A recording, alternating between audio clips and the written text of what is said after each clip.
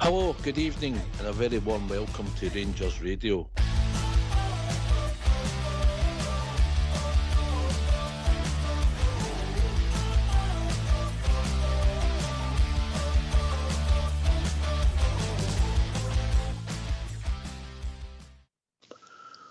Hello, good evening and welcome to Rangers Radio. Joining myself, Southside, on the show this evening is one of the resident guys on the show most weeks. AK, how you, pal? A resident banger. Evening Southside, evening the techie team, and evening everybody that's listening. How you, pal? Aye, probably been better, innit? Things aren't too great at the moment. But listen, we keep battling away, mate. That's what happens. You've just got to keep sticking in and battling away and hope things will change soon, eh? Yeah, we've been kicked in the dirt now, isn't it? We need to dust ourselves off, pick ourselves up and get on with it. We've no choice. It's not the best of circumstances, as you know yourself. That was turgid the other night again. But we need to improve. Aye, certainly do. It was a bit of a journey that the other night, which I'll ask you your thoughts first. Quickly, we'll just get it out the road. Aye. Best forgotten, to be honest, but just because we've not been on since then. What was your thoughts? First of all, with players they had available and obviously performance. Aye, well, obviously there was a bit of a shocker right away. Tierney not making the lineup, but that was good. Rangers Radio got an exclusive there before everybody else, so well done, a roving reporter there. But missing him for the lineup, I think, was a big blow for us. Not just for the manager, for the support as well, because we've not had many goal outlets of late, and taking him out the lineup right away, I think, deflated. Nothing against young McCausland that came in for him, but Tierney's been on good form of late, so him missing for the lineup was a blow. Aberdeen wanted it more, basically. It's one of the games where a Rangers team of old, they're 6 points behind. They know they need to win to get themselves back in a title race. It's blood and snorters, basically. Your sleeves rolled up, attitude application. We keep saying it every week, didn't we, pal? We're like a broken record now, but Aberdeen wanted it more. They deserved to go in front. Penalty, a wee bit dubious, but I can see why it was given. But that's the first time a handball's been given for a VAR this season. Unbelievably against us, but poor penalty, good save for Butland. Shinnie hits the post. We could have been 2-0 down. For the life of me, I still don't know why Desser's goal was disallowed. Into the second half, Bazrami scores a cracking goal. We're right in the game, in the ascendancy, and then the sucker punch. You know, it was poor defending. Tavernier, Butland, no great reactions. Aberdeen wanted it more. And it ended up the defeat that a lot of us feared, and now leaves question marks hanging over our manager, the direction, the strategy, everything about the club again. Something we didn't want, and we just need to deal with it. Your own thoughts, Southside? Aye, I think it's back to probably no starting quick. And being in the game. We weren't in the game in the first half. We had a brief moment or two. But apart from that, we weren't doing much. Like you say, got scot-free with a penalty save. It was a good save for Butland, but I agree it was a poor penalty. The first goal that we lose, when the cross comes in, the boys, I think, tries to header it towards goal and it flicks across. The fact that our two centre-backs, probably if Balogun hadn't got attracted because Suter was there, then he would have been further across, because Nicky Devlin's just breezed right into the box. And he's left the boy at left back. Big Nana's left with two of them in the box. Bazrami was at the edge of the box, didn't track in. Probably, maybe no thinking that Balogun would have got attracted to the ball when the first header came in. And it's a poor goal to lose, to be honest. It's a poor goal. Like you say, we scored a good goal. Second half, I thought we upped the pace and were a lot better, but we weren't creating a lot. But we had pressure on them, pinned them back, and eventually a bit of magic for a player that we're hoping to see, Mary. I'll do stuff like that. He scored, and at that point, I thought, here, we probably could win this now, because we had the ascendancy at the time. But again, we can't defend properly for a free kick coming in, and it takes about another minute before it goes for the left hand side across the park. They switch it with a 2 on our fullback, and then when they cut it across, it's just a calamity after that, and we don't react quick enough to block it, and they go 2-1 up. It's a poor goal again to lose. For the minute, we challenged for a header in the box for a free kick, to Tom Lawrence try to bust away with it and miscontrols it, and the boy switches it right out to the left-hand side, and they work a 2-on-1 to get the ball across, and Tav should have cut it out by all accounts. So it's another poor goal you lose, and that's what cost us on the night. We didn't have enough to get back in the game. I didn't think maybe all subs were right at the right times. I thought maybe we could have made 1 or 2 earlier, but at the end of the day, it's the first half performances again where we've not started off on fire and quick, AK, and it's a poor first half performance. You know, that is, mate. Aye. You can't dress it up. It's as what it is. I mean, as I said, you're looking for a reaction. You know, a Rangers team of old, you know, they roll the sleeves up. They realise what's in front of them. You're looking for them, you know, bursting out the gates. Come on, let us hit, because everybody wrote us off. Aberdeen, you know, that they were in the ascendancy because of the good start of the season that they've had, and Rangers were poor and this and that. Well, this is where you show your character to a Rangers player, Rangers manager, the football club. I mean, the supports are up there bursting their chest, you know, that this is a character. That watching that Rangers team come out the traps like that, nah, that's not a Rangers team. Southside, you've been there and seen it and done it. That's no Rangers. What you're watching out there now.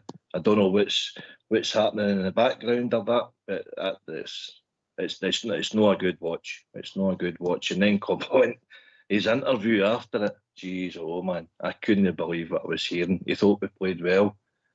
We did in spells, but no good enough. No, when you're getting beat, you don't come out with that sort of rubbish for a Rangers support. So tonight, Southside, for a change, I'm getting accused of being a happy clapper, a boardroom cheerleader, a Rangers radio script. It's getting tore up tonight, and we're going for it. Do you think we've got scripts on here? I've got pages here and pages. Do you think we've got scripts? Mine's is in bits in. There's no script. It's just done as we see it and what we think at the time, you know. And listen, it's a hard watch, you know, AK. It's hard to watch. Players, like you say, he sent them out, and then it's down to them to produce the energy levels, the fight and the commitment. Even if you're not having a good game, you can still show all that. And I just thought there was 1 or 2 players just didn't fight hard enough, even when they lost the ball. I've heard them talk about certain things. So what I think we'll do is, and then we'll delve into it a wee bit more, I think what we'll do is we've cut the manager's interview down, because there was a lot of stuff in it that wasn't really bad to listen to. So we've cut it down to about 4 minutes of stuff relevant we thought we'd listen to.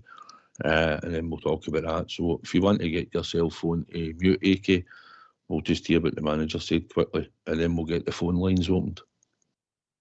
Aye, cool, neighbour. Listen, I just had a text off your Oxford to appear in HR on Monday morning. If you get yourself on mute, hopefully we'll hear what our manager had to say. Philippe, based on what you've said then, do you feel secure in your position? I know which project I started in June. It was another project then I started in October.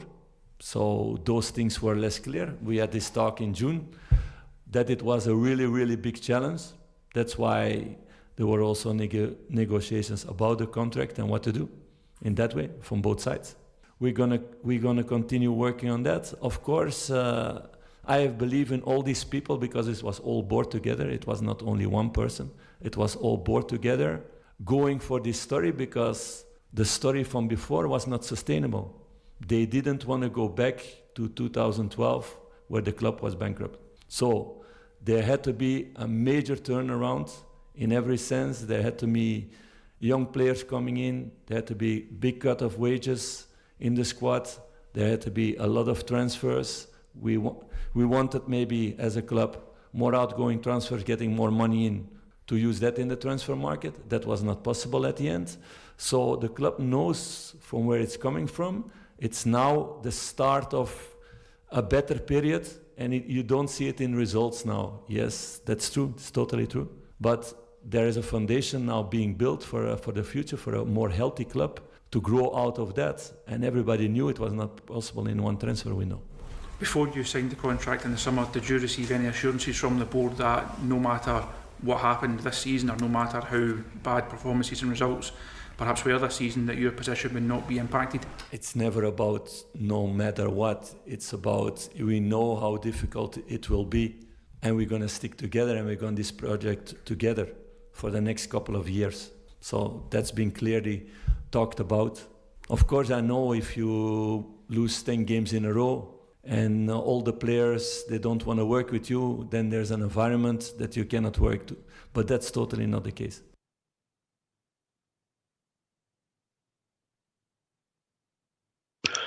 Well, AK seems to say that he's got the backing of the board. They spoke about the project, probably how long it will take, but at the start, he's alluded to it before actually, but it sounds like the job became a lot bigger once he was in, and probably players that maybe the board thought may have stayed one or two, not saying many of them, or that, put it this way, the job description changed from. That's what he's basically saying from when he took the job to just recently.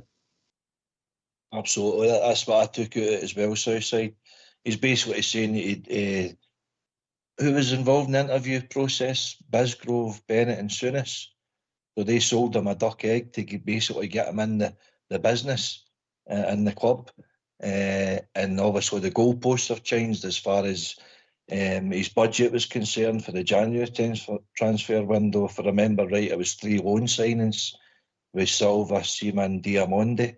We didn't spend any money at all on what we thought was the striker that was going to come in. We're all hoping for Shanklin, but obviously that didn't materialise. But I think Hearts put a £5 million price tag on him, which was just never going to be acceptable for us.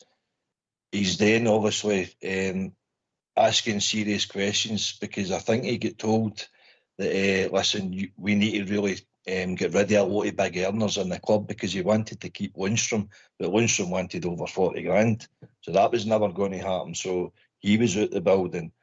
Roof was out the building. Ryan Jack, Lammers we sold. Dessers we tried to get out the building, but there was a lot of people there on high wages. I can't mind them off the top of my head now, but he had to reduce the wage bill. He had to reduce the age of the squad, probably the numbers in the squad, and it was odd to do with the financial fair play.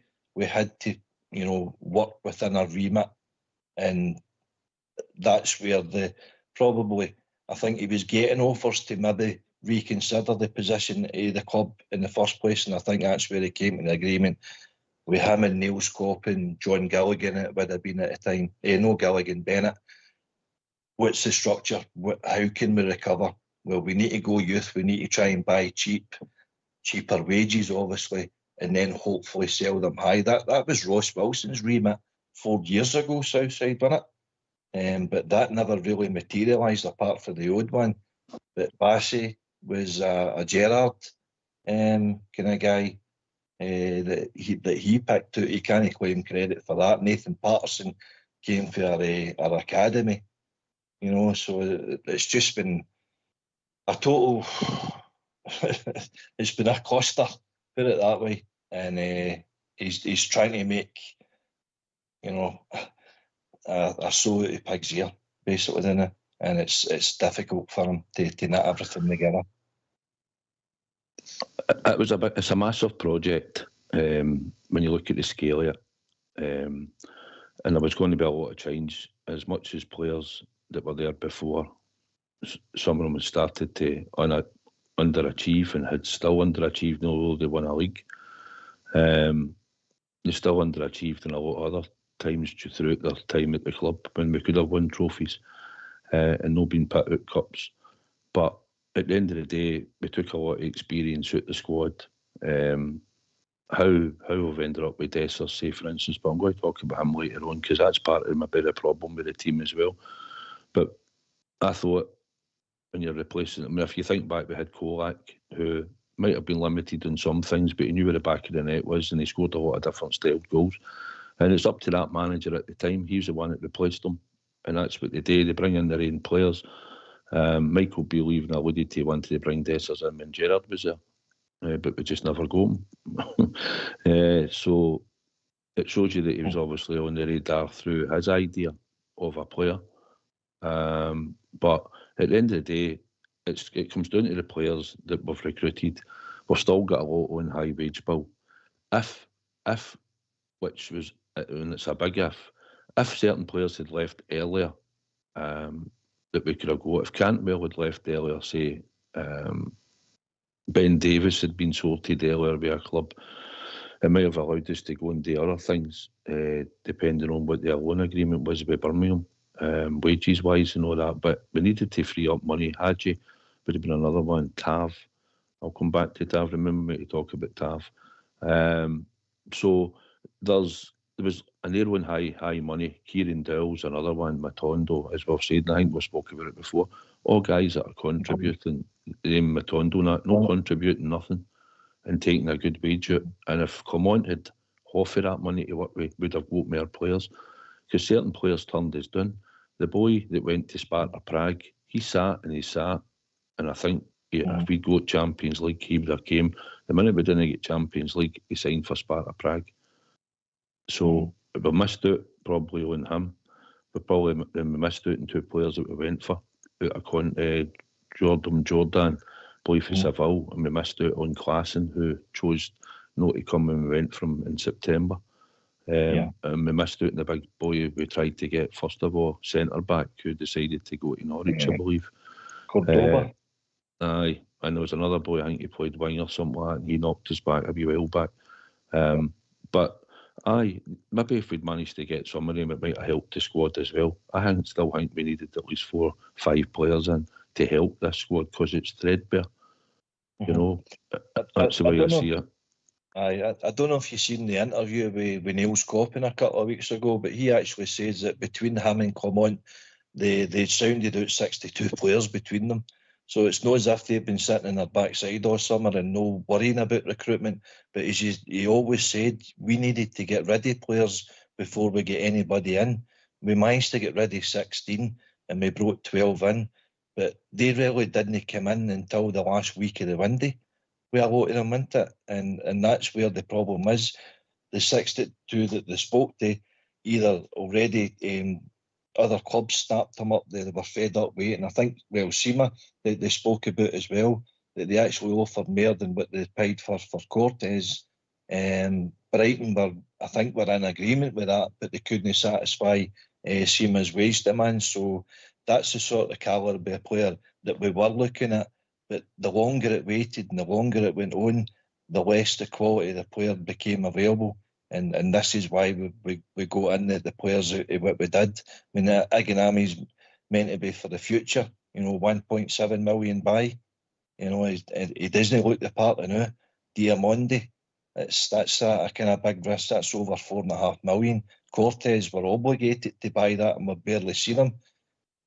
You've got to question the recruitment a wee bit there as well. And I've said for a while, Southside, the thing about Ross Wilson and Stuart Robertson and that, we had nobody fit-minded with credentials that could question their recruitment. See, at present, we still don't, and this is where the problem is. We've been ignoring the Scottish market. You know, he's talking about maybe bringing in one, possibly two, out the Scottish market a year. We need to be filling our team with guys like that. You know, we spoke about the St Mirren boys last week, that Olasanya and Alex Gogic, and we've let Lewis Ferguson slip through me with Aaron Hickey there. You spoke about Kevin Nisbet yourself. We've been ignoring the Scottish market for too long, and I think that's a big part of our problems, because the guys are going out there and they've got no feeling for the club at all. You know, that your Aberdeen, they're going to be local guys there in that Aberdeen that's going to roll up the sleeves, like say a Shinnie and all that. We don't like them in that, but you know, they're giving everything for their club. Every club in the division seems to have them apart from us. Who's our guys? Young Connor Barn that's just come into the club. He played with Kelty Hearts. He hardly played with Aberdeen half a season, and now we're relying on him for the main man in the midfield. You know, big shooter. He's had his injuries problems, but he's no the best. In fact, he was the understudy to Connor Golson, and Connor Golson wasn't the best. So we're not helping ourselves with the stuff that we're doing through recruitment, and also some of the stuff that Clement's saying in his interviews today. I know, it's like we've got boys that are sitting around the periphery as well. We've got the young boys that we've probably brought through in the last 2 years through the B team, who are miles away for the first team. And if you're going to have a transitional period where you're trying to no buy your way out of it, you've got to try and look sometimes for your academy. But he's already alluded to it. He'll not do that, and most clubs will not do it. You're not going to get a young boy playing 5 or 10 games because he said it only takes a couple of defeats here or there or a draw, and that's the pressure on, because it's about win-win. And when the machine's working well, then it's better to introduce boys then. But that's another thing that we need to sort, and probably touch on it later on, like the academy, because I said the other night, I don't care if we've got boys there that aren't going to make it now. We have to get money in for them regardless. We've let a few boys walk lately out the B team, basically because their contract ran out, because when they get to 16 they usually get a 2-year deal. That's what normally happens, and then they'll see how they're after 2 years, and then they take it for there. So maybe I think we better stop talking a minute. UK, I think the Techie team want us to hear another interview or something. We better check that out. Big Fox has got his finger on the button there, Southside. He'll put ourselves in mute. No, it's Then like there's an environment that you cannot work to, but that's totally not the case. Have we got a part 2 interview here, or are we just something going wrong? We've got a wee technical issue in the background, but listen, it looks like the moment. 2 more guys. Like Philippe, you spoke last week about the vacancies in the boardroom. They've made your job busier. You're having to do more things. It's been several months since the club's been without a chief executive. It's been a few months now that the club's been without a permanent chairman.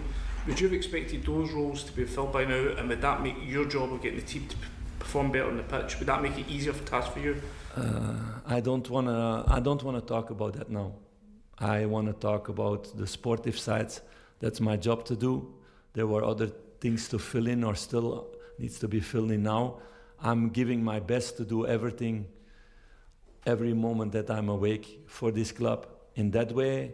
And I know that the people in the club, they're working hard to solve all these questions, but you talked about that before. That's extra sportive. There are other people to talk about that. But when you came in, we were told you were a football obsessive. You spent 24 hours a day thinking about football.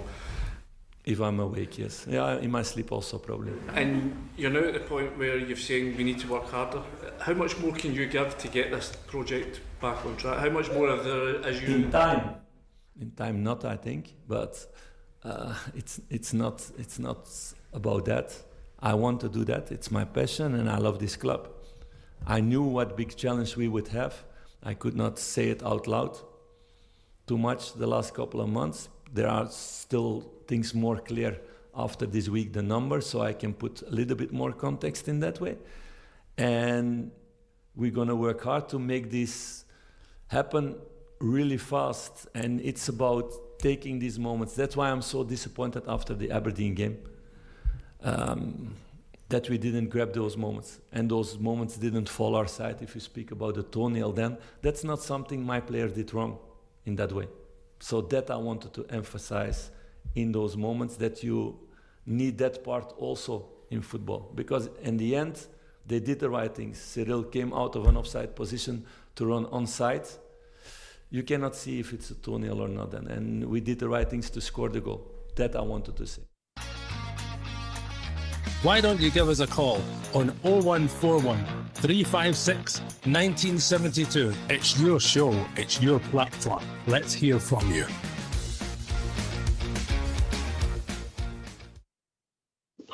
Well, phone lines are open if anybody's wanting to phone in. The phone lines are open, so we'll take your calls and we'll phone you back. AK, we don't even know who's fit for Sunday. None of them actually asked them anything like that. Team select. He was too busy talking about toenails.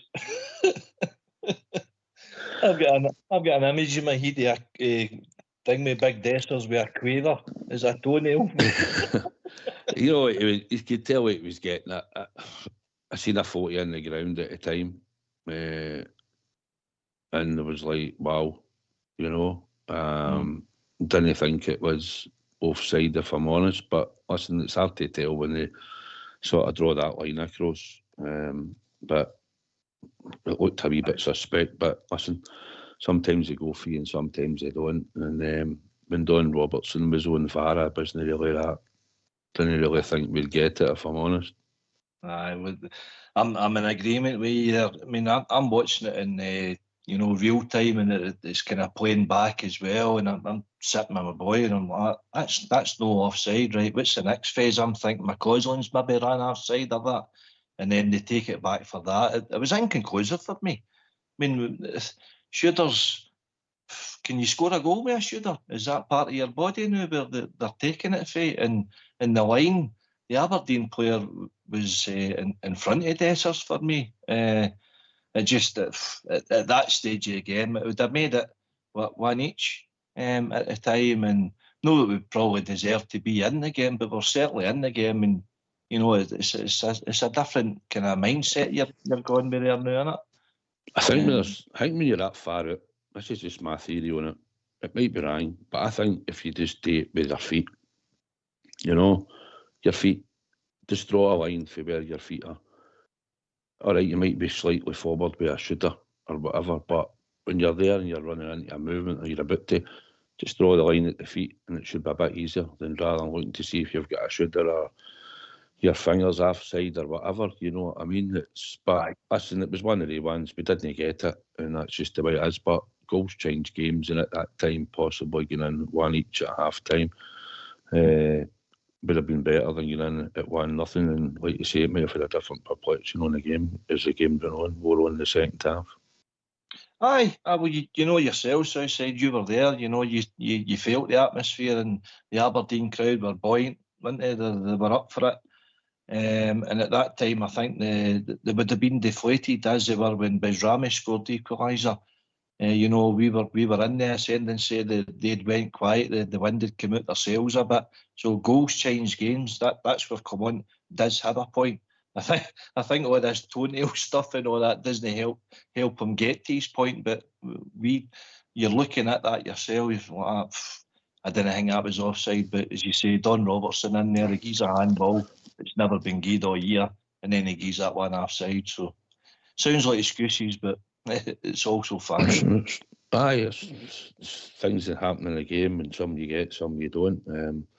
He gave a penalty, we managed to save it, but at the end of the day, I didn't even know what he was getting it for at the time when he said VAR during the game. I had no idea. I seen a couple of them complaining for like handball, but I was thinking, where was the handball really? I didn't clock it at the time. Cyril Dessers, right? He had 7 goals in 9 games, and now I think he's not scored in 7 or 8. He's probably no had a lot of chances to score I'm trying to think back. I know he missed the one at Kilmarnock at Ibrox when he went to header in. The goalie made a save. For me, he should score, right, but the goalie saved it. But since then, I don't know if he's had many chances either. We've actually created for him, but it's his overall play. And like I'm saying, I've watched him, and listen, when his first touch is there, which isn't very often, he can be quite good at laying the ball off. We've seen it like in the Betis game, Malmo game. Everything he done that night was perfect. Apart from he hit the post and ran around the goalie, but you know what I mean. His touch was there. His work rate, his touch was there. He was linking up the play, but lately he's no linking up anything. The ball's no sticking, Nicky, and when it's no sticking, it's just coming straight back and Tapia's.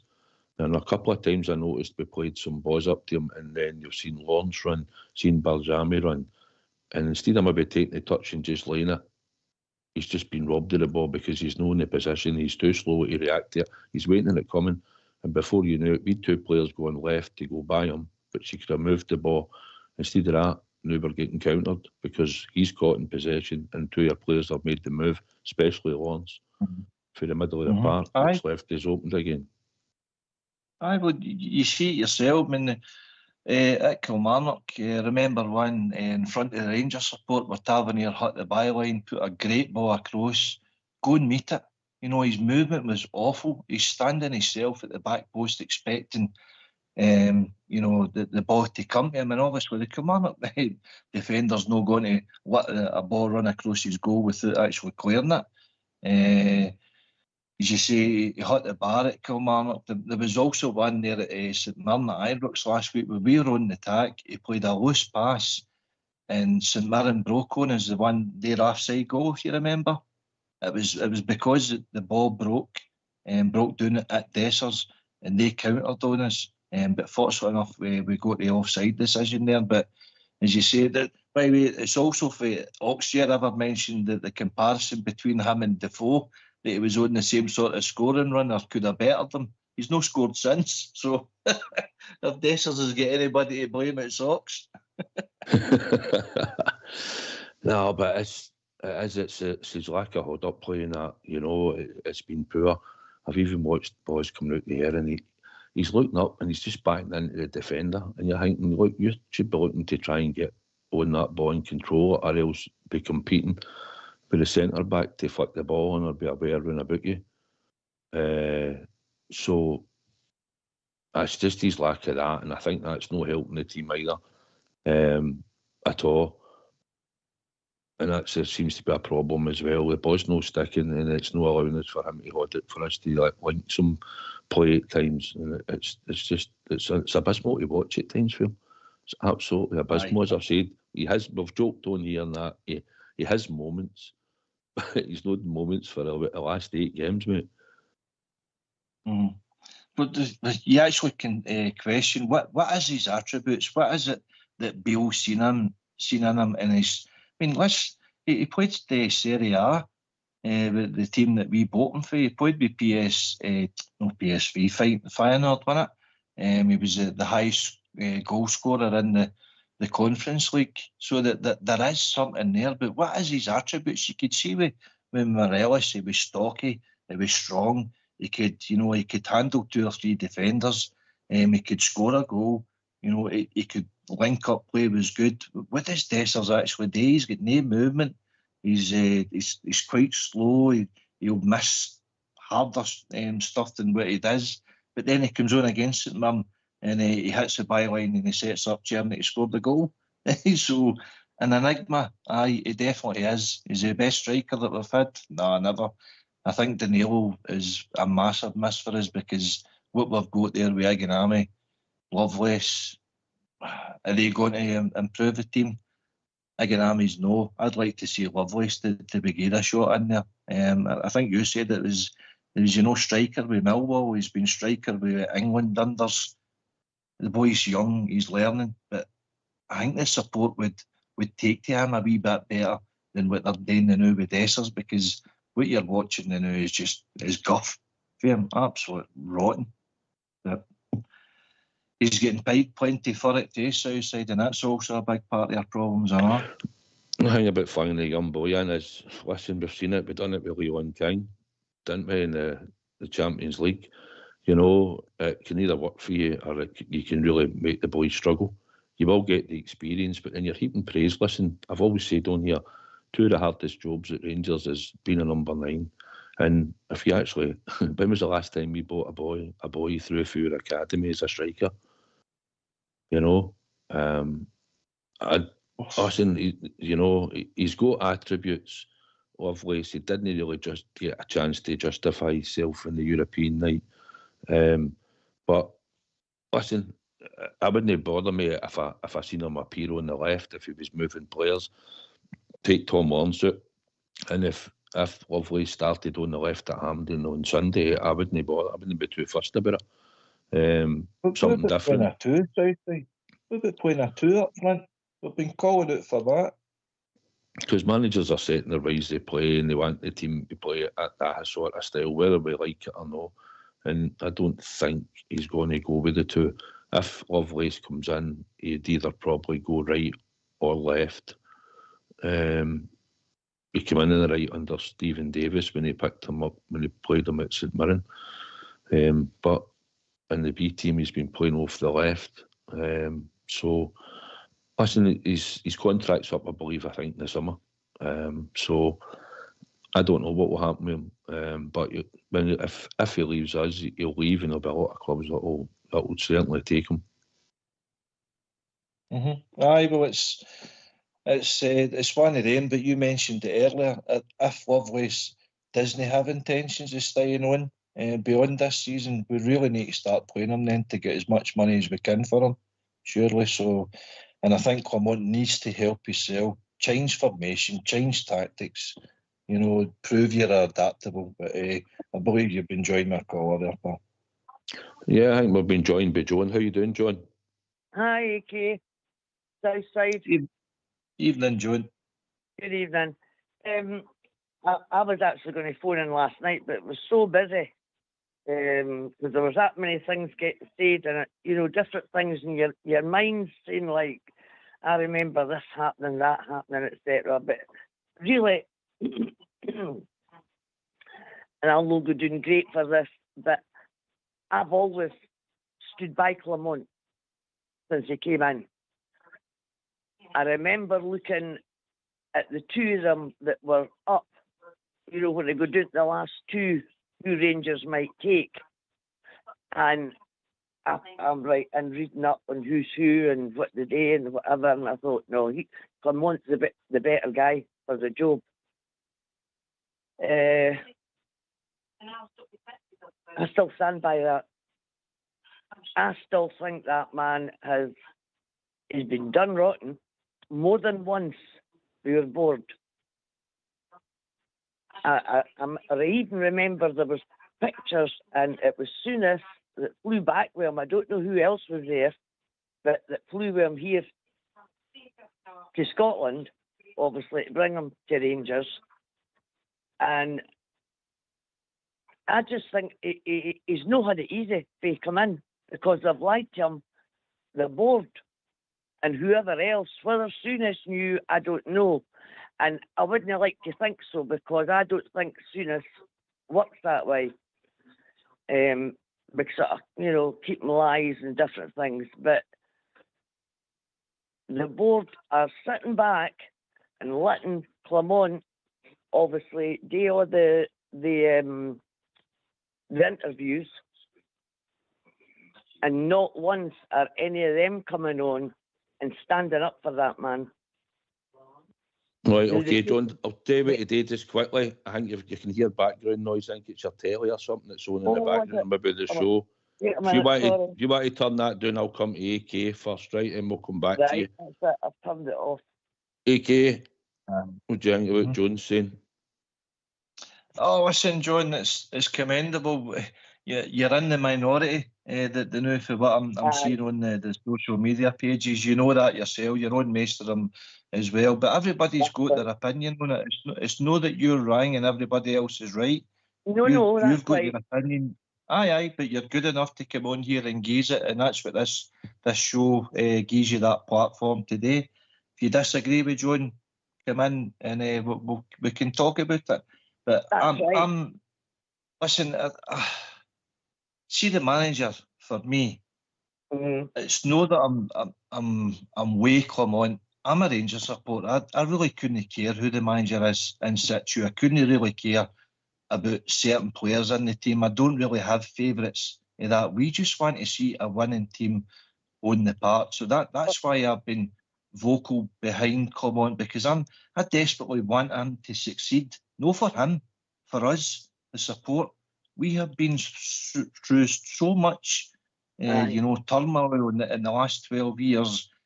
We're tearing each other apart. Nobody's got an opinion now. I mean, Southside and Ox spoke about it. I seen that, and you might have seen it yourself. An old boy who doesn't go, he's not fit enough to go to games anymore.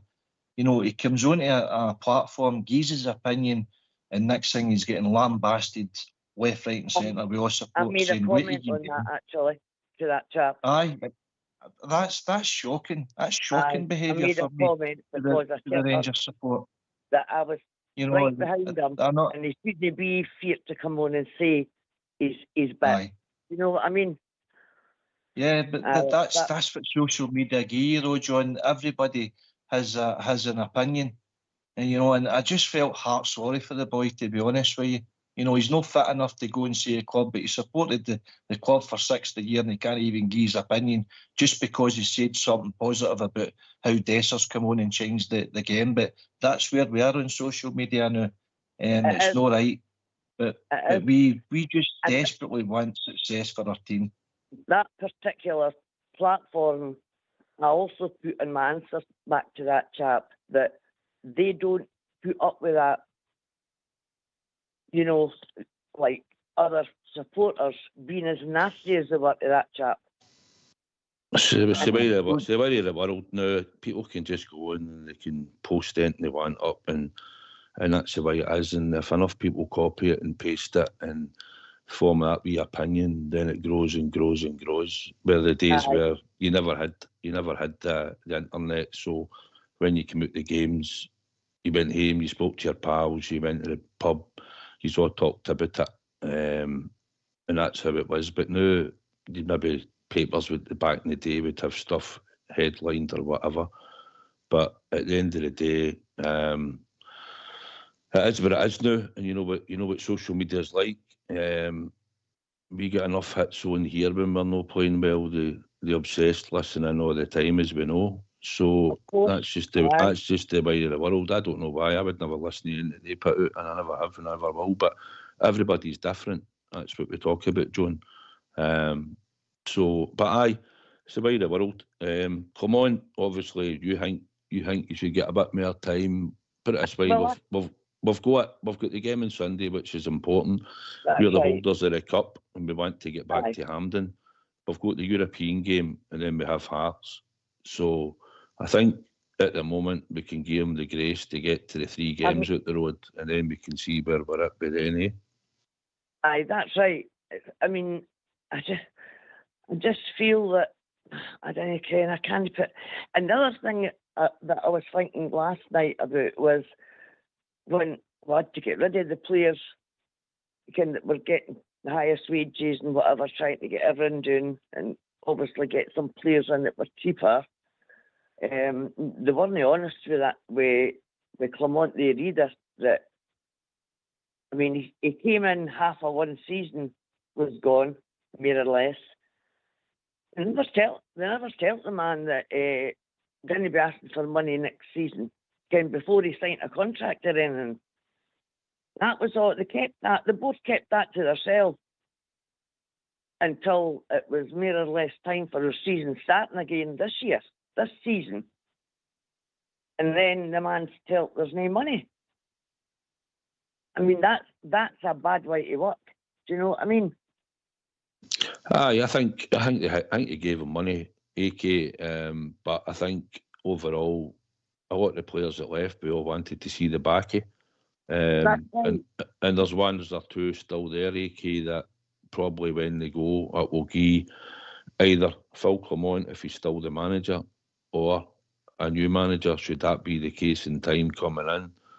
it'll give him more money, because let's not be kidded, there's at least another half a dozen players there in that squad, the new kicking about it, that we think should go to the door. Aye. Well, and the thing Listen, is, sorry, go ahead.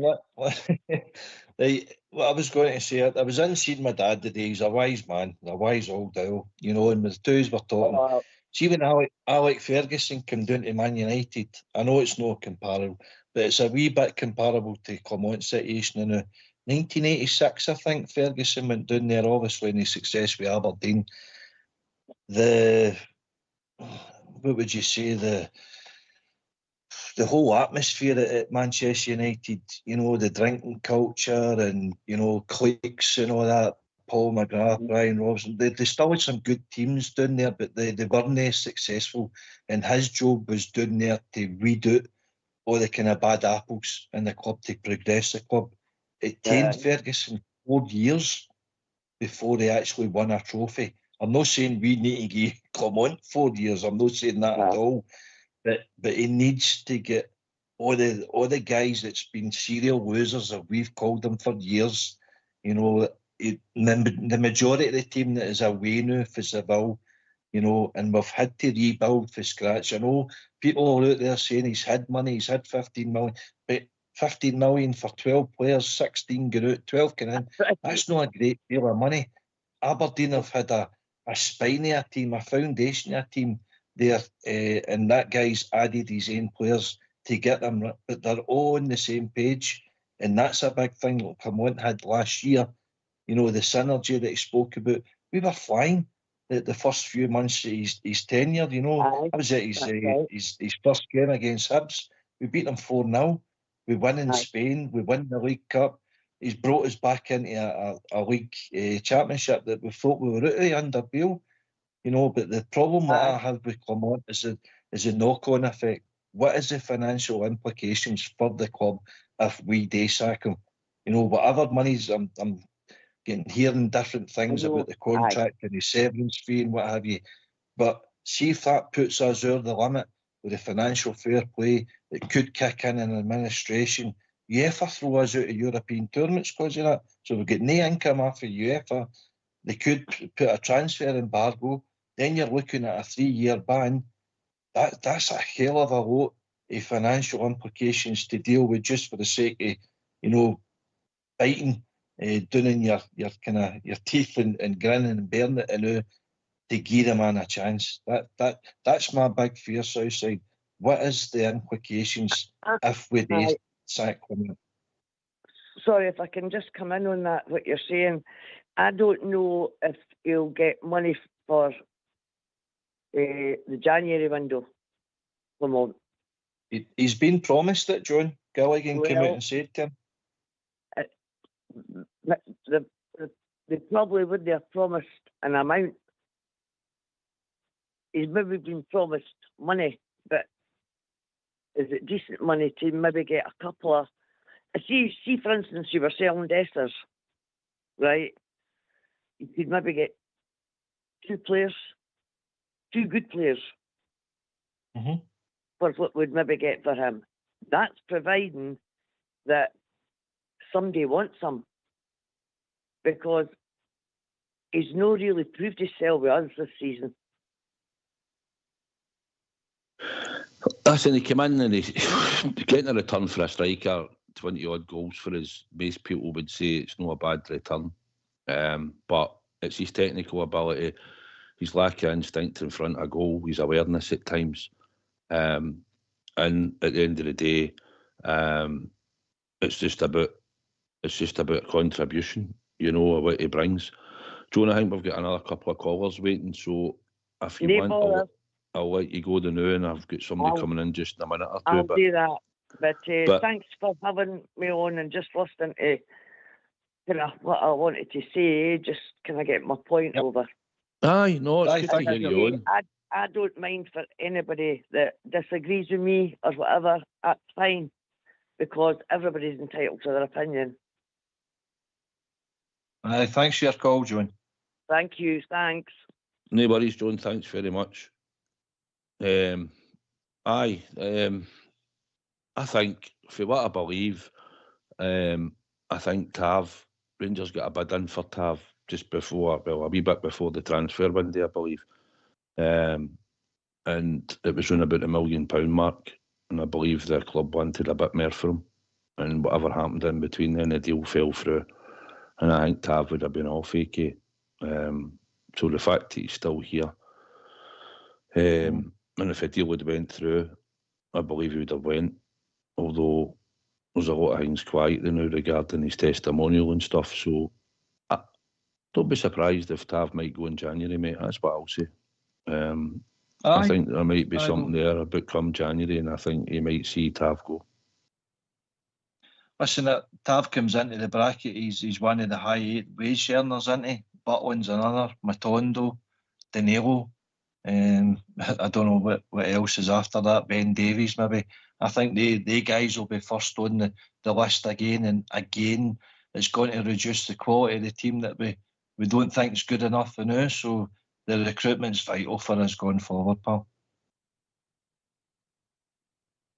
Aye, listen, you're never guaranteed on it. It's just unfortunate for us that we need to start recruiting players that are going to be there week in, week out. First team players, and probably have to go for a wee bit of experience as well when we can. I think we will make some signings in January.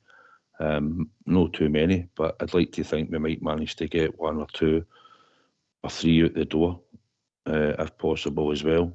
There's a couple, there's 2 or 3 coming to the end of their contracts as well.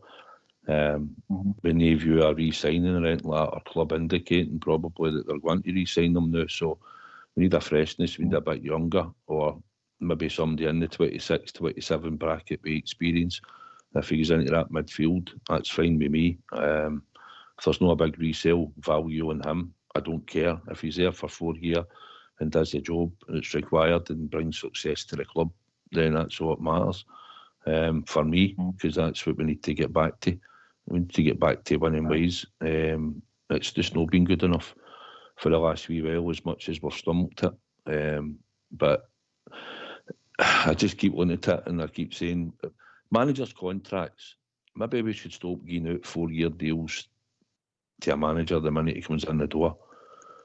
Maybe we should maybe we should just be saying to him, well, it'll be a 2-year deal with a year's option, and we'll decide, and you can decide near the time how he's doing. Then, and I know the manager might be successful for 2 years.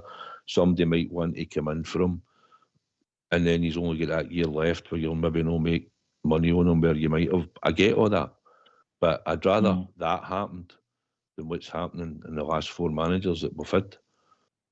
3 managers even. We've just been getting out 4-year contracts all over the place, and then they're not working, and they're just having to get rid of them. I think we'll be joined by Billy. I'll come back to that, AK, if you don't mind. Billy, how are you, pal?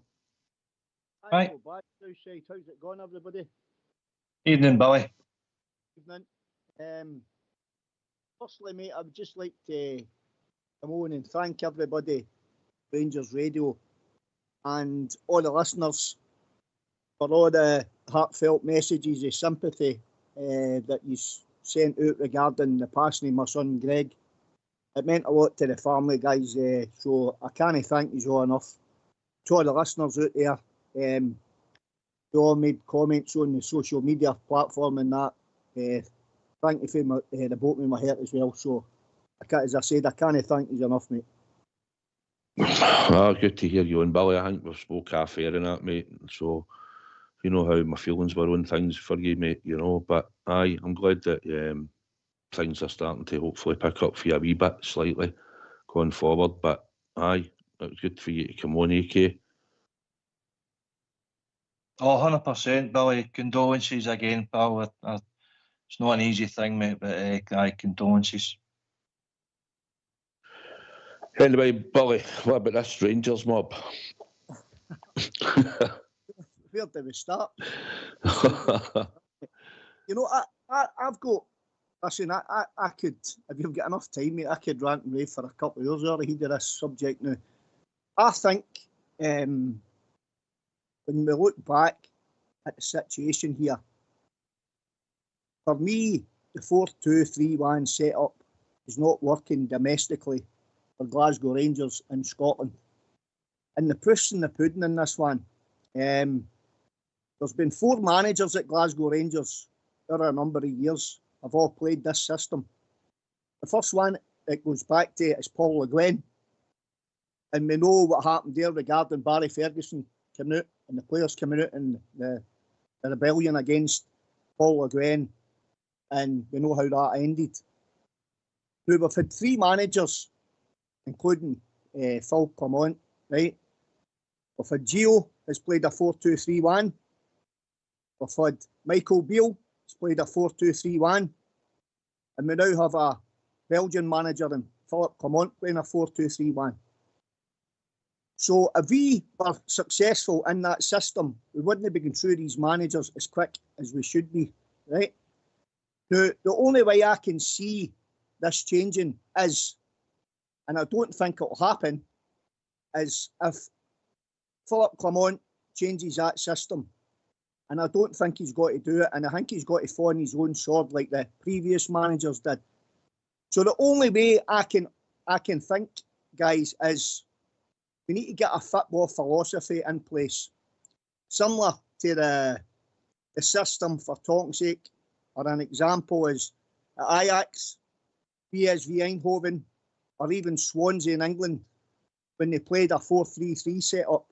And by that I mean you should be playing it right back to the youth level, under 16s, under 18s, under 21s, and right into the first team. And then when these players come through the ranks at different stages in their careers, they understand that system.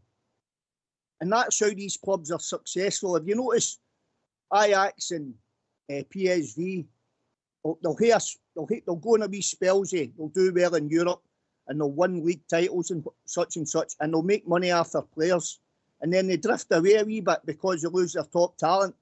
But they go back through the same system again. And if we've not got the money, if we're running it, for talk's sake, £17 million losses, etc., right? So we can't go out and match other teams in the transfer market. So I think that's a road that we should be going down, because I don't even know what system the B team plays. Now, if the guys in the laddies in the B team are playing a different system for the first team, then how are they expected to get in to play in the first team and playing that system if they don't know what they're doing? You know, so it's that's my take on it, Southside, AK. I just think we need to get down that philosophy road and go back to basics and take it from there. And I know we don't get a lot of time at Rangers today, Hings. We know that. We know that the fact if we didn't win, you know what it's like. We don't win a certain amount of games where everybody's all up in arms and all that. But I can't see any other alternative in a minute, guys. I just can't see it for whatever reason. But we need to. And another question as well, I'd like to throw in there as well. I would like to know who had the final say in bringing these managers in, because whoever's employed them have clearly not done their football homework properly, because the 4-2-3-1 system is not working domestically in Scotland for Rangers. It may work on occasions in Europe, but domestically, and especially in league business, it's not working. So I'd like to know who the interviews were and who actually hired these managers, because they're as much at fault as the managers for playing that system. You know, I mean, if I interviewed one of the guys for a job and I say to him, right, what formation do you play? Oh, I play a 4-2-3-1. Right, okay then. See, if we've had 2 previous managers that's no work, so I'll ask you a question. Would you be prepared to change that system if it wasn't working to get results? And see if the answer's no, then they don't get the job. If the answer's yes, then you consider them for the job, because at least they've got to be flexible to try and change things up. You know, that it's frustrating, guys, you know, but Phil Clement can't get the players in that he wants to play that system, and the Rangers have not got the funds to get these players in, then that's the only alternative in my opinion. All right, I'll tell you what today, Billy. If you want to hold fire, go into mute. we can talk about it after the tune, buddy. Hey, bother, mate. Okay, pal. Right, so we're going to have a tune and then we'll come back to what Billy's talking about. And the Super 6, I believe, will be on after the tune and then we'll come back.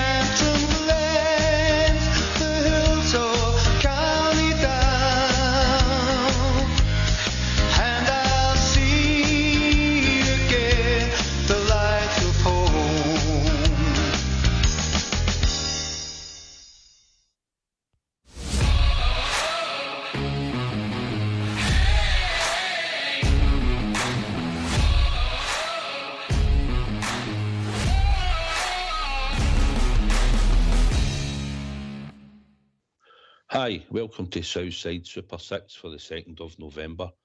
My first selection this weekend is Falkirk to beat Morton. My second selection is St Mirren to beat Ross County. My third selection is Hull to beat Portsmouth.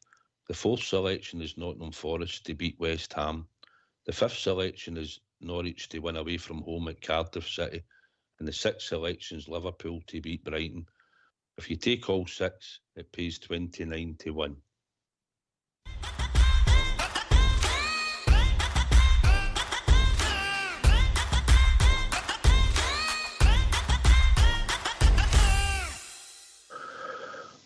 How could you know? Why don't you give us a call on 0141 356 1972? It's your show, it's your platform. Let's hear from you.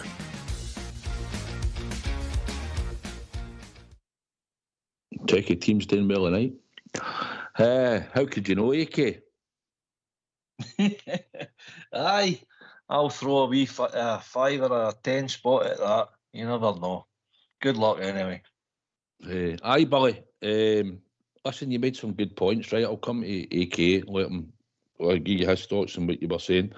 I'd said on here a while ago, because we're going through all the different managers with different styles. I remember watching, you mentioned Swansea, I remember watching that documentary a way back when they came up through the leagues, and they had a philosophy in the board, stuck to the philosophy of how they would play football, and they're actually playing it out for the back. They were doing it many years ago, and they fit every manager that came in. They had to play that style of football, or they never gave them the job. And if you remember, Billy, it took them up the leagues right up into the Premiership, and then they destroyed it later on when a new owner came in and bought the club, and he changed the philosophy altogether. But they had a style that they wanted to play that was put for their footballing board, and you had to fit that style. You wouldn't have had somebody come in saying, no, I play 4-4-2, I'm playing a long ball and all that. That wasn't happening. Billy, if you remember, just quickly, then I'll come to AK. Aye, you're right enough. So that's exactly my point, buddy. You know, if these clubs like that have got a structure in place and it works for them, they're all saying if it's no broken, you don't try and fix it, you know. But I think the way we are the now, mate, I mean, I don't even know what formation the B team plays. You and Albert go to the B team games. You know, you'll know better than anybody else. I don't even know what system the youth coaches are playing at Auckland. You know, so if they're playing different systems, then how are the laddies coming up through the ranks expected to know what's required of them in the first team when they're trying to break into that first team? You know, that's where the problem lies. I think Gerrard mirrored it when he was at the club, AK. He wanted the B team, reserve team, whatever you want to call them. He wanted them to be playing the same style as the first team. Aye, listen, Billy, it's great points that you make, pal. It's no rocket science, fit into it. No, I mean, you get a strategy, you get a theory, and you stick with it. All the great clubs over the decades, the boot room mind at Liverpool, that they always kept on former players, made them coaches, and that kind of flowed on to your next generation of players. Rangers adopted that as well. Bayern Munich, Ajax, massive clubs all around, the successful clubs. If you've got a successful plan, you stick to it. So the theory's there. Even England adopted it with Gareth Southgate. He had the under-21s playing the exact same as so if they needed a space, somebody became injured or whatever, the boy was straight up into the first team, the Anthony Gordon, for example, or your Jude Bellingham. So your theory's bang on, Billy. There's no flaws with that there at all. Whether it's successful for Clement, certainly no the new, and the managers that you mentioned, it's no there the new. Speaking to my dad again, we get nicknamed the famous Glasgow Rangers because the attacking style of football that they played. We used to entertain the crowd, score loads of goals. That's what we want to see. We don't want to see a defensive, organised kind of look, because it's times it doesn't look as if it's organised at all, Billy. It's just a free-for-all, and they're relying on a wee bit of magic off of Cherny or a wee bit of magic off of Bizrani. That's not a structure, you know, so he needs to rip it up and start again. He needs to help himself, because at the moment in time, if he's too stubborn, if he's no changing anything, he's no changing his personnel, his ideas or that, he's just going to, he's got to fall on his own sword, just as he said earlier. But Billy, I think, first of all, we need to get a CEO in. We need to get a director of football that's going to work with Coppin. I think you need to get ahead of the academy sorted out as well. They are major issues that all need to be done. And it's probably down to the CEO when he gets announced that will go out and make the appointments. And then if we get a structure behind the scenes, I just don't see a pathway for the boys at the moment. That's what saddens me, that there isn't. I understand probably why. because the pressure's on. You can see what the scrutiny's come under. People are wanting them out the job to now, and they want to rip it up and try again and start something else. But that doesn't mean to say you're going to bring in some of the young boys that we've got. We've always bought our way out of trouble. Well, as you know yourself, think back to even Walter and that. Walter didn't play many boys either. Played them out of necessity sometimes. But I mean, that's what I said. When was the last striker that we bought through our academy, Billy? Exactly.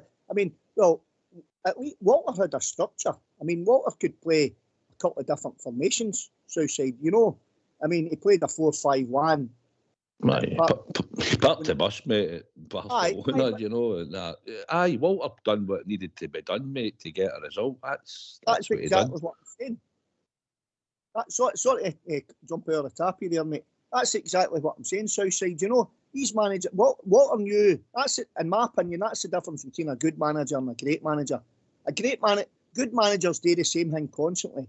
Great managers tweak it to suit horses for courses. You know what I mean? With different managers playing different formations, and you know how to get a result out of it. I mean, I touched on Gio there as well with the 4-2-3-1, right?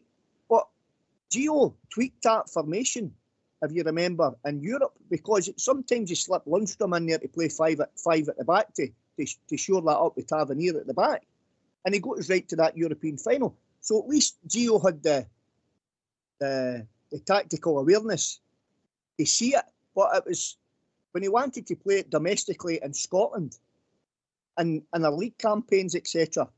That's when it all fell down, because teams, for talking sake, Celtic were coming at us with a 4-3-3 and running all the tappies, or teams were playing 2 blocks of 5 and there's no space in behind. And that's where that system fails, that 4-2-3-1, especially at Alberts, because there's no space for you to move the ball about. I get that, I know, because the teams aren't going to be too adventurous, but I still think you need wingers with power and pace in behind you. You need a strong big centre forward that can go pace, and I know they're going to sit in, but you need to be able to open them up. You should be opening the ball about a lot quicker, moving it, shifting it about till you get the space, and we should be trying to overload the box at times and make sure we've got players at the edge of the box. You know, it's simple football. It's a simple game. And at the moment, we just sometimes make it look really hard. And I think some of the players are still going to take responsibility out there, Akey. I still think their work rate and stuff, I think some are maybe... we'll use Raskin. Raskin's just back after an injury, and he's been flung into the last 3 games. And I think he's been good, to be honest. But there might come a point in time where the medical science team will turn around and go, here, wait a minute now, he's just back, and you've played him 90 minutes, blah, blah. The intensity of the games, physicality of the game, and it might be a case where he's got to shut him down a bit. Aye, the medical science team, that old conundrum is all Bears touched on a few times. What is that all about? Yefty, he's in the red zone, 20-year-old boy. He can't play so many games that what we're playing. Connor Barron as well. There is a chance of burnout for the likes of young Barron. I realise you've got to be sensible with your squad. You've got to utilise it. You know, it's not just kind of like 15 players, 20 players what they did in the past. You know, you've got about 30 odd players to choose for, but he's no really utilising it as probably good as what we think he could. We're introducing young boys, but he's under pressure for results, and that's probably a reason why that pathway isn't there, because you can't trust them, you know. But having said that, can you trust the players that sit there now? Because I wouldn't. Would you, Billy? Well, on current form, they're certainly no delivering, but we expected them. That's a fact, you know. You look at, for talking sake, last season. Come in, played a style of football. It looked as if we were flying, and then wheels came off the bus type thing. Ross says, right, give him time, get his own players and all that, and he got his own players in. But what's a wee bit concerning for me is, I mean, some of the players that, albeit maybe there's a couple of injured and whatnot, but some of the players that he signed, They were sitting on the bench against Aberdeen. That's a wee bit alarming for me, because he signed these guys to come in and do a job for Rangers. And if he doesn't trust the players to do a job in a game in the magnitude of Aberdeen, you know, then we've got problems there. I mean, there was what? Sorry, Southside. There was what? I don't know if you clocked it, mate. I take it you were up at Pataudry there, but there was a corner in the second half. You had right, and there were 9 Aberdeen players in the box defending the corner, the 5 Rangers blue jerseys. Now that doesn't work. If that ball's getting whipped into the box, no matter where it is, right, 9 plus the goalkeeper, that's 2 against 1. You're going to mop that up all day long, and that's what we're doing, getting into the box and set pieces. You know, we're not mixing things up. It seems to me everyone's all direct again. Everyone's all, it's either this way, it's all textbook stuff. There's nobody with any imagination. And, you know, it's frustrating, mate, because the more this goes on and the more this goes on, it's just got to fester and fester away until something gives. You know, and I'm not calling for the manager's head, right? But what I'm saying is, he'll need to be flexible here, or he'll not be in that position. Because we've seen this movie before.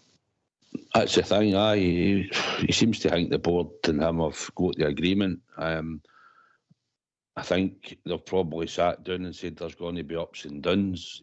Well, I've got a boat players in. I've not got the amount that I want.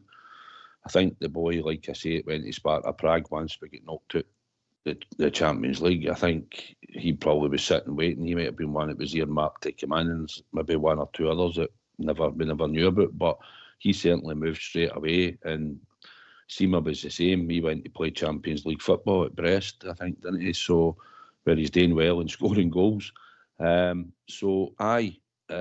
He's got to get the best out of what he's got. I think he'd have preferred to get a striker, and I think he knows the one we've got isn't good. Ignaman was brought in to be good at some point in time, or a period of time. We'll introduce him, and he'll eventually be the person and be as good as they think they've seen in him potentially.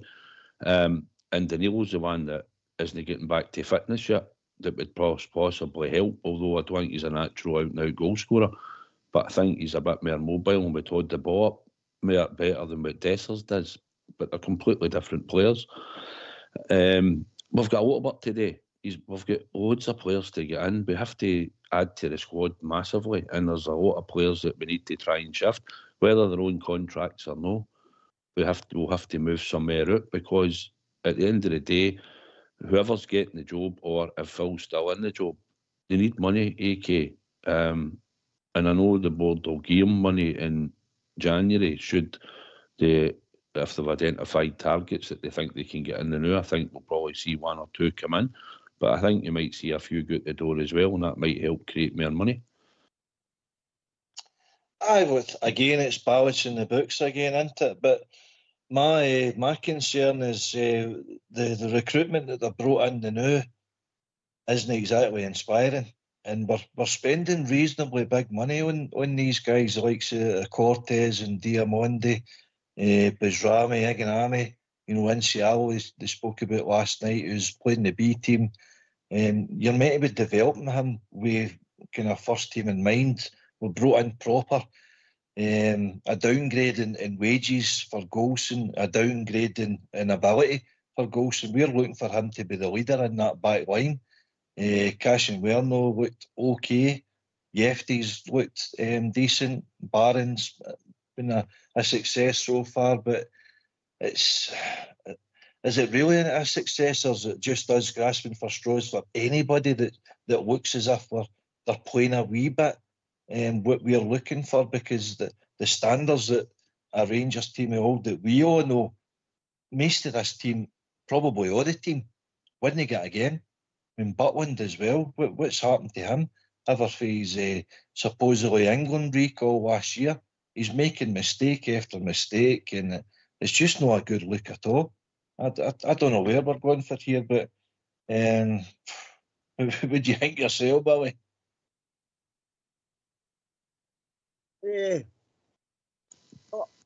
thought I was listening to the show last night. I thought Smurf had a couple of good, strong points as well when he was talking about a wage structure, or capped wage structure, and then get the hungriest young talent in who's wanting to go and better themselves and give them a bonus type thing, to go and better themselves at Rangers, get their big moves elsewhere if they want. It's up to themselves how far they want to take their football career. You know, so I think that's a cracking idea for the future as well. But I think we lack hunger, and we also lack, in my opinion, and maybe I'm just old school, I don't know, but I also think we lack a Rangers identity in our club, and that goes right for the top, right through to the playing the first team. Sorry, you know, I would like to see their Rangers men, you know, in that team. And I'm not saying you're going to keep unearthing like, say, Ian Ferguson's or Barry Ferguson's, Super Ali's and Bobby Russell's and Ian Durrant's and that type players, like, you know, but there's, because these guys are one arse, you know what I mean? But there must be Rangers, a core or a nucleus of Rangers like-minded players in that team, be it in the spine. Just for, see, when perfect example, see when things like that are not working, you're a goal doing at Pittodrie and the players are all looking round about one, are looking for a bit of inspiration. I'm looking for the Rangers boys here to step up to the plate and say, right guys, this is no good enough, and start waving the finger and pointing the finger and watching a different Rangers team coming out in the second half type thing. And I think that's something we're sadly missing, is a Rangers identity in our first team at the moment. You know what I mean? Because it's definitely not there. I'll tell you what, there's a few boys in the B team that are certainly Rangers supporters, Billy. They're no lacking identity, I tell you. But it's like anything, mate. It's we are where we are at the moment. Everybody's got their views on it, whether they're saying the manager, the board, the things that in the background, the mistakes that have been made. There's a catalogue of them, and they're all culpable for everything that's led to the now. But we've got a semi-final to play on Sunday. So if you're looking at what the manager's looking at the now, players he's going to have fit, I mean, it's like, that's what he's got to choose for. I would imagine the FD will come back in and stuff like that. But we've got. I was just thinking when you were talking about FD, and you're saying he's 20 years of age. He's never been exposed to the amount of level of football that he had when he was in Cyprus. He's not playing the amount of games. Now we're in the schedule of 3 every 10 days. Playing in Europe at that level, and the game's so quick, and then you're playing against another game 3 days later. There might be a 12 o'clock kick-off on a Sunday. Then suddenly you're thrust in again the Wednesday night to a game in a league game at Pittodrie. Then you're going to another game again on a Sunday. He's young. He's going to maybe not have energy levels because he's still young and he's developing as a player. That's why I was thinking along the lines of AK. Connor Barron's the same. He has played at Aberdeen, but his CV apart for that, Spreaking and that. So we're asking these players to play week in, week out, be in the best form you can be in, play your best. And if you look at the age of the two of them, it's probably unrealistic that you're going to get them playing that at that level most weeks. Aye, well, listen, where youth comes, the inconsistency factor, doesn't it? I mean, that you're going to get the highs, the game against Steaua Bucharest, basically just over a week ago. I thought we were really good that night. Then we come to the Sunday, we play against St Mirren, and we're back to, you know, the same slow, turgid performance. We got the win, but it wasn't pretty. And there was just that, did we have belief? Really have belief that we're going to go up to Aberdeen and beat them? We're going to come out here and say, aye, but when you see that level of performance again, the first 45 minutes, you're like, no, again, come on, what is this team all about? So there is issues there, there is problems, that's obvious. Our eyes don't lie to us. You need to sort it out. All the boardroom stuff and all that doesn't matter, but that shouldn't spill out onto the park. That's down to your manager that's down to the drive of your players, the leadership on the park, you know, the direction coming for your manager. See if you've got a disconnect there, Southside, that's the sort of performance you're going to get. And we've seen it far too often already this season. That needs to get rectified. Does that mean the likes of Danilo coming back into the team when he's fit? He needs to be fit. We can't afford another roof, and he's turning into another roof. Matondo, we need him out there. We need wee Ridvan out there to take that pressure off the Yefty. You know, things like that. It's no help in the situation with the players, with the manager. We've lost a lot of experience. We've lost a lot of leadership. And it's a culmination of things, and it's no good to watch.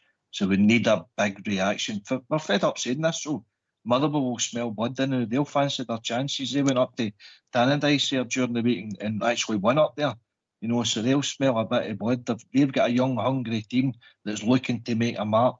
Few boys are, you know, they're on the telly. They've got a chance to shine. They could go to a Rangers Celtic down south forever. So this is going to be a hard game. So we really need to perform on Sunday. I was going to say to Billy, how do you think Kettlewell will approach it? Do you think you'll just look at us and think fragile? You can see the flack they're getting, the pressure they're under. I'll know how they're going to set up, so I'll go and have a go. Billy, do you think that's what he'll think along the lines? He'll come and have a go straight away? Motherwell? Aye, mate, aye, Motherwell on Sunday. All day long, mate, that's exactly what's got to happen, because every team in Scotland, mate, now knows how predictable we are and what way we've got to play. They know we've got to play a 4-2-3-1, and the players that come in, if they're injured, their players are out injured and they're coming back for injury, it's all like for like. So Motherwell will come and hear go at Rangers, because, as AK said there, they will smell blood. So if Phil Clement thinks that this is just going to be another semi-final type thing, or comes across saying, like, comes out all the fancy professional words and all that, if he just thinks he's going to go here and turn Motherwell over, he could be in for a rude awakening, Southside, because Motherwell will fancy their chances on Sunday, and that pains me to say it. So he's got to keep them guessing. You know, he's got to have something up his sleeve, tweak the formation some way, just mix things up. You know, if he's got to play that formation, either play it rigid or play it flexible, or do something different to keep your opponent guessing. I mean, whatever happened to keeping your opponents guessing? You know, how can he not come out? Surely with the players he's got at his disposal, right? Surely he can come out and play a different system, right? I'm not saying he'll go out and play a 4-4-2 or something like that. Surely he can come out and say, right, I've got the players at my disposal.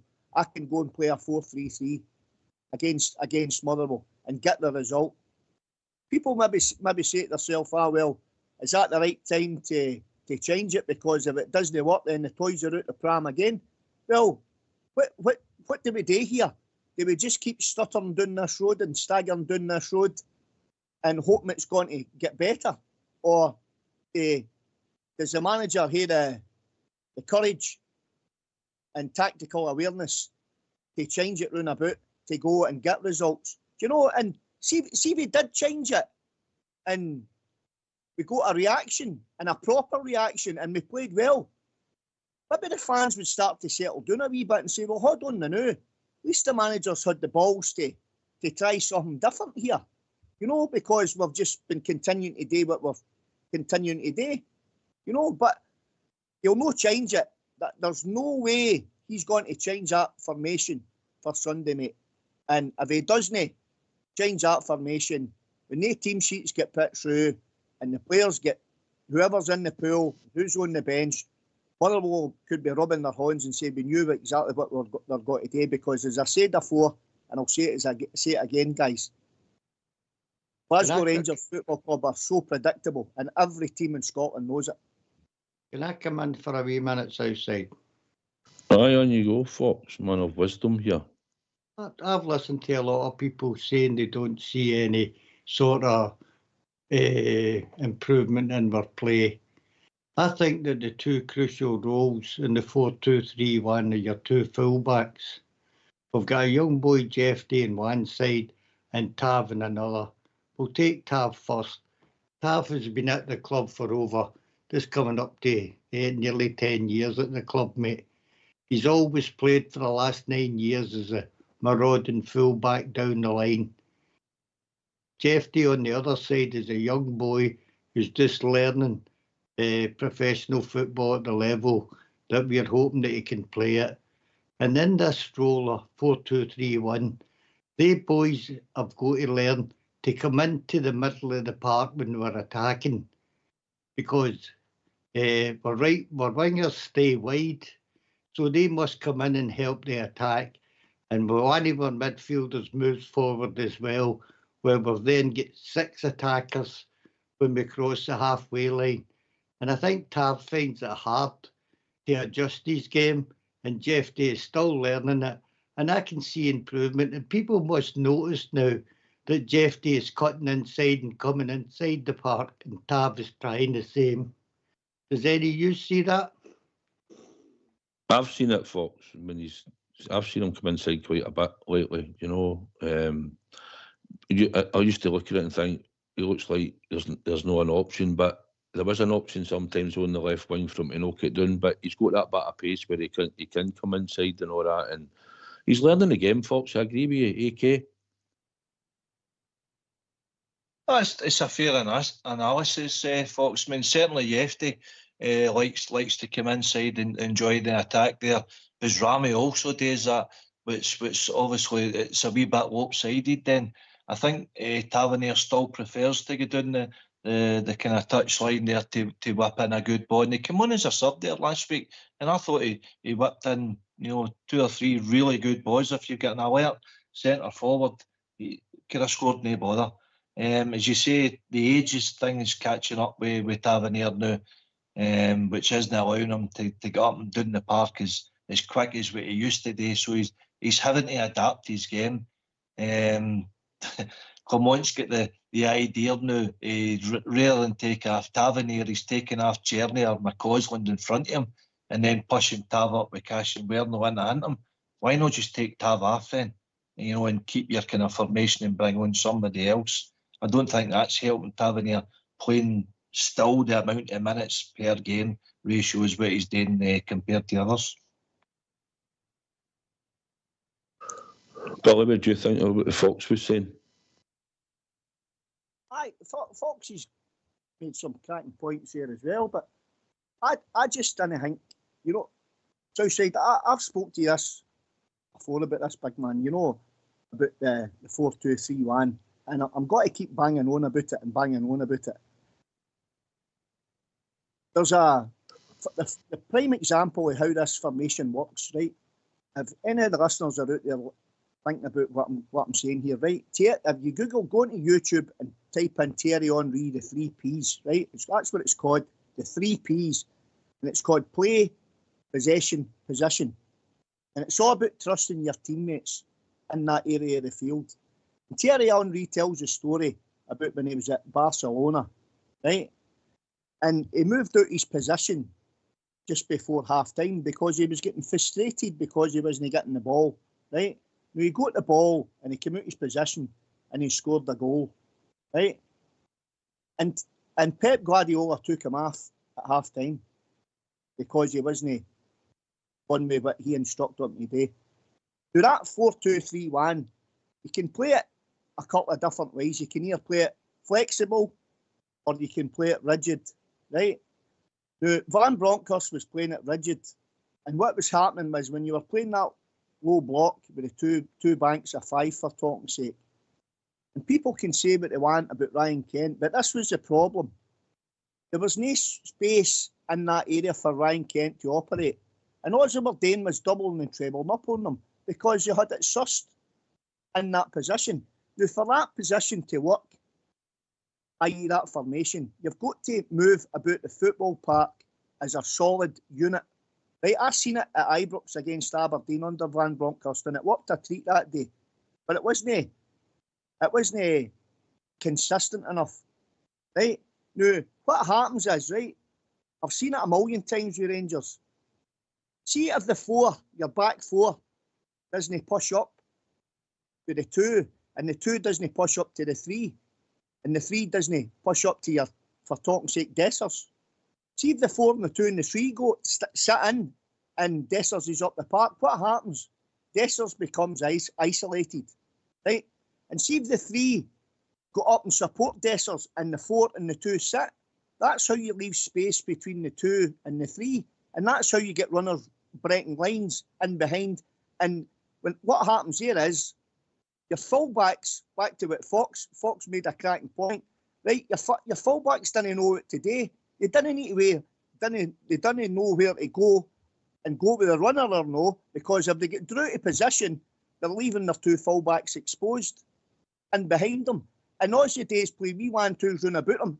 Perfect example, Maeda at Celtic. Rangers get drew out on that side of the park all the time, and they get drew out and the ball gets played in a hint Tavernier and we're exposed.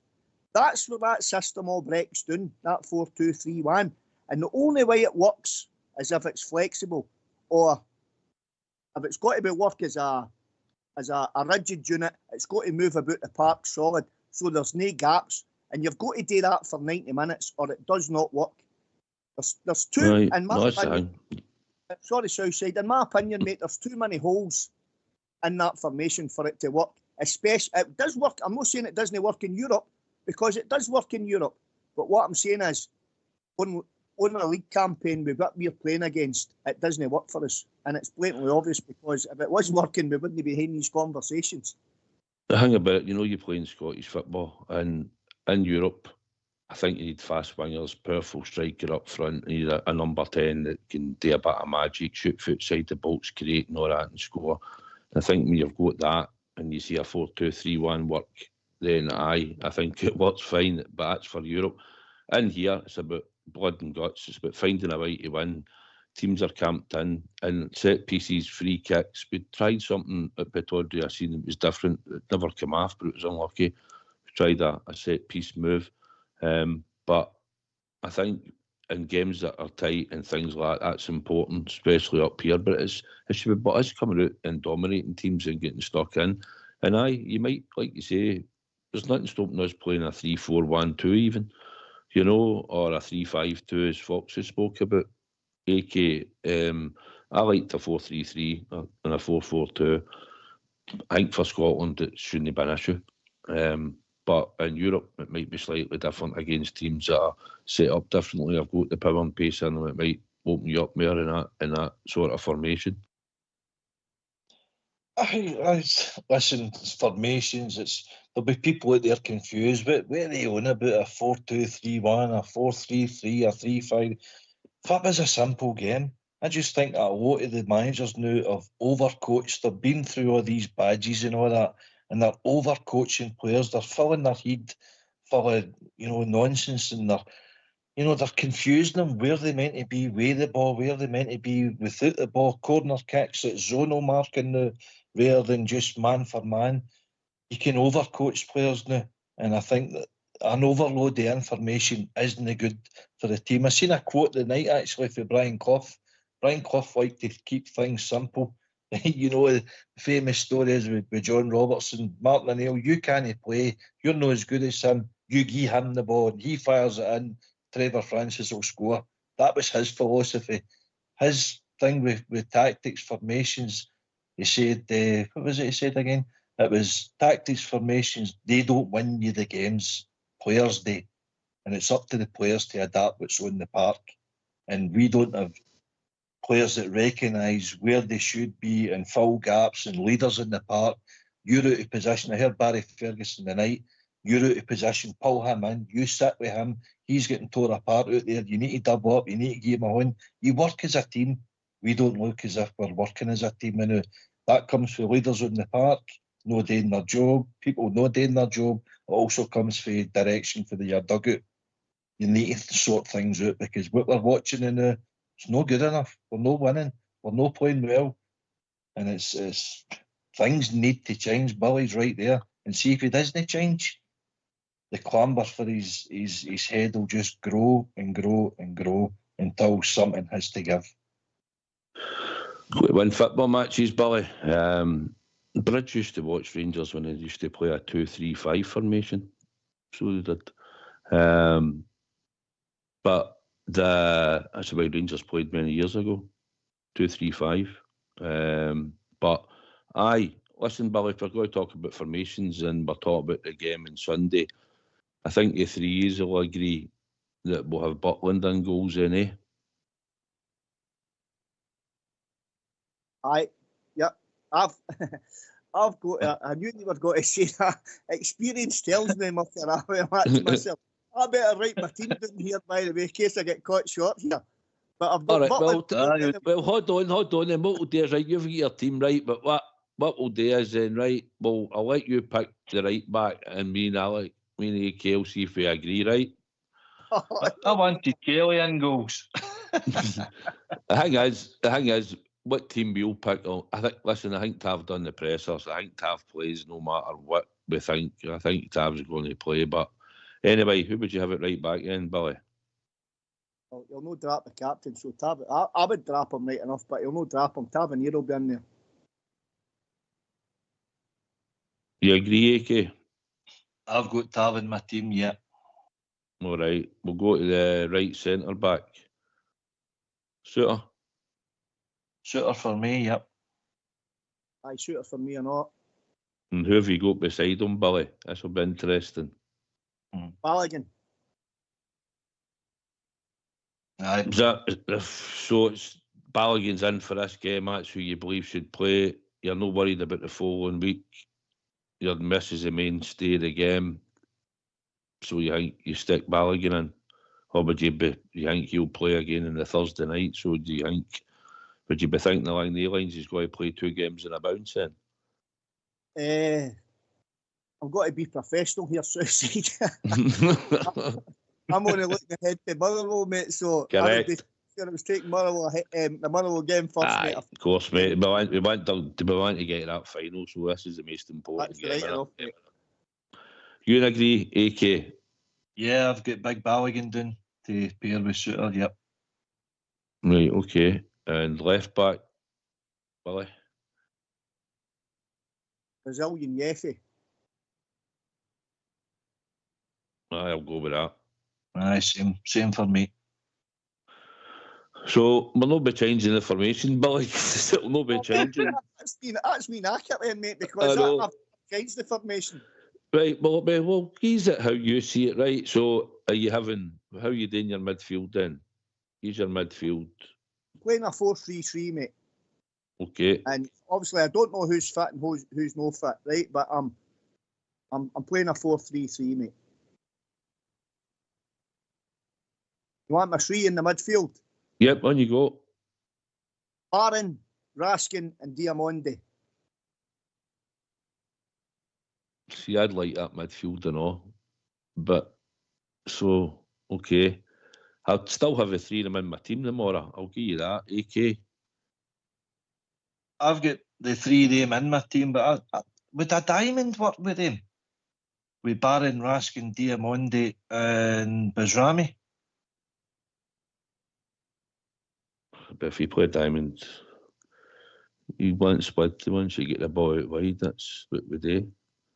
Diamondi out left. I would say Raskin sitting, Barron out right, Bajrami at the top. Well, I'll leave it there. I don't want to go any further. That's what I would do. Right, and your 3 up front, Billy? My 3 up front, if he's fit, I would say Tierney and the big boy with the moustache, 70s porn star, Igamani, and Bajrami and out in the left, mate. That'd be my 3 up front. Aye, Bajrami. I think after Lawrence's performance, I would try and move him in one, or else I would just probably put Diamondi in there and hope that he starts to big park at Hampden. Hopefully he'll get on the ball and run and commit players, and he'll also track back and do a bit more running and shutting down than what Tom Lawrence does. Maybe Bajrami, because he's probably a good link up with Yefty. At times it might be all right, maybe to keep him out there. He'd be up against that O'Donnell.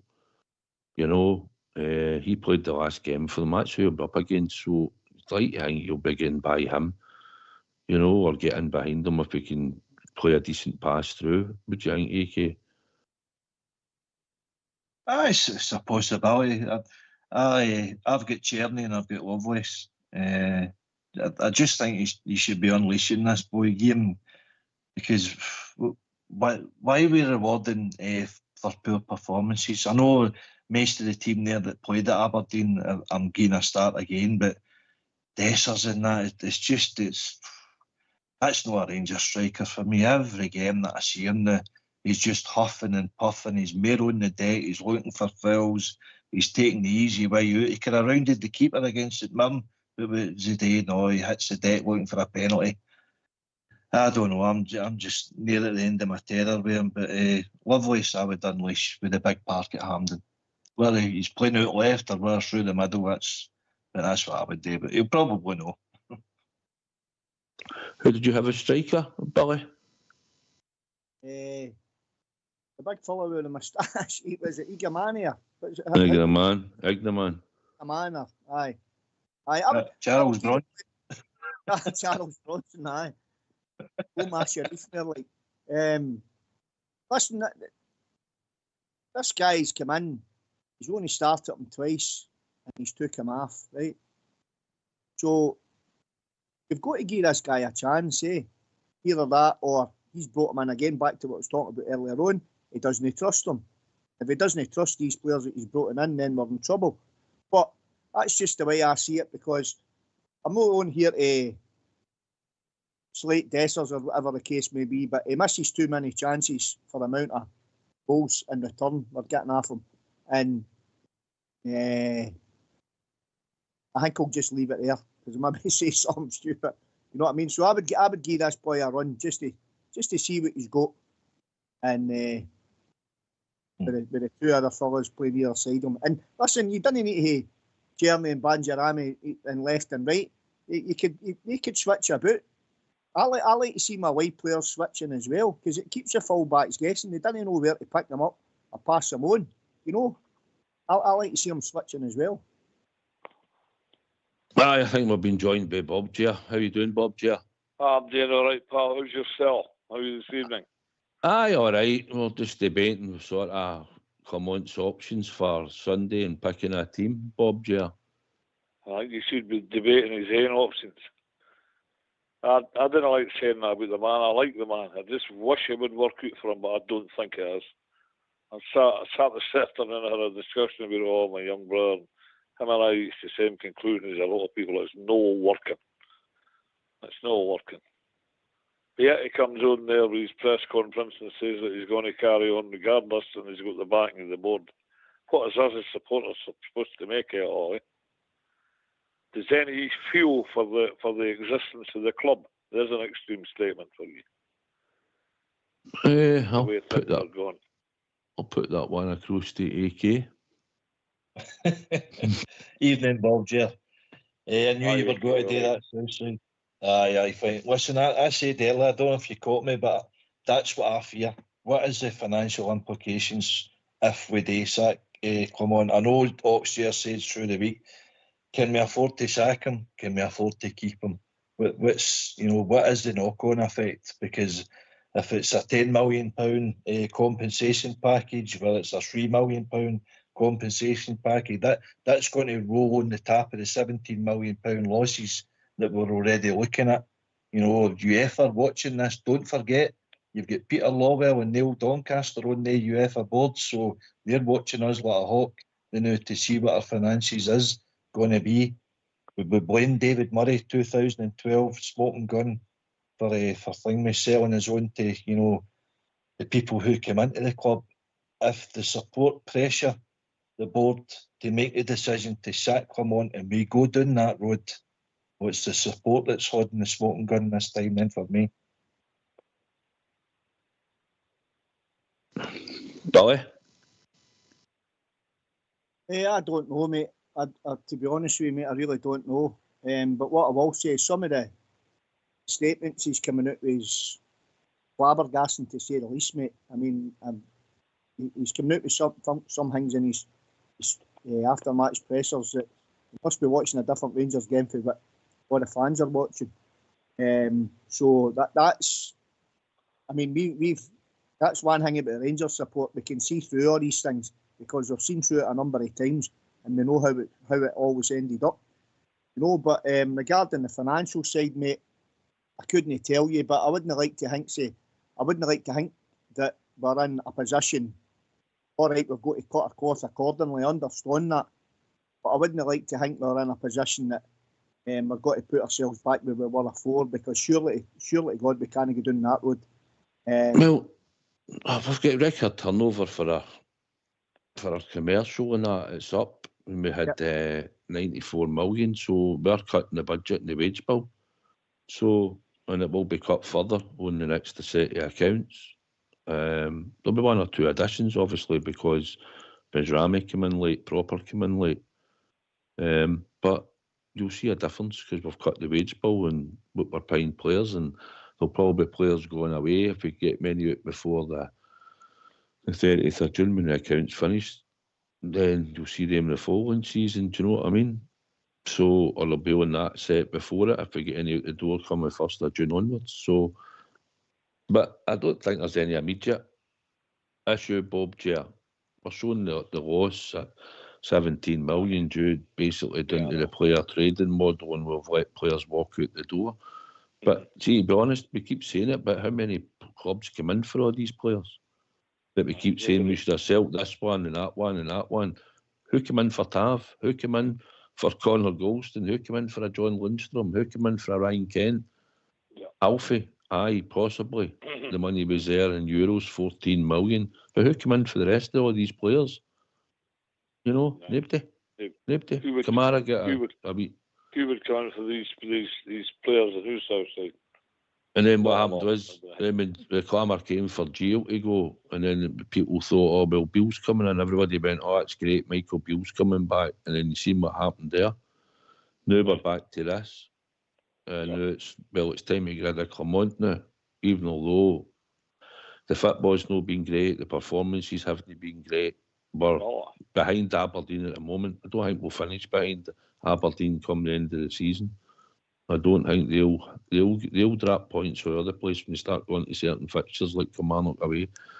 And they'll come to Ibrox, and I'd expect us to beat them when they come to Ibrox. And that mob up across the city will do them as well. So, and I believe they'll probably get beat tomorrow.